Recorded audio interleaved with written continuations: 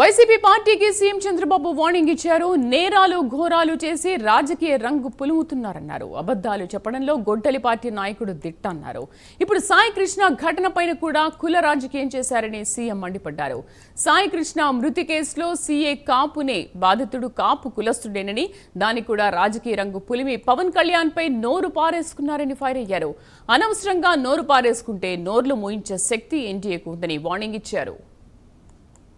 ఉదయం రాష్ట్రాన్ని కులం, మతం, ప్రాంతం, వర్గాల వారిగా విడదీసేలా రోజు విషయాన్ని గమ్ముతున్నారు.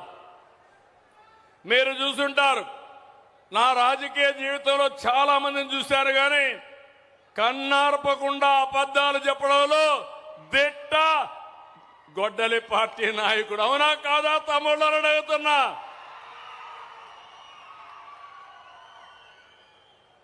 ఎక్కడికక్కడ నేరాలు ఘోరాలు చేసి దానికి రాజకీయ రంగు పులిసి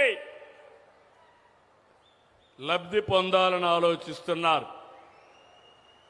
నిన్న చూశారు, విజయవాడలో ఒక సంఘటన జరిగింది.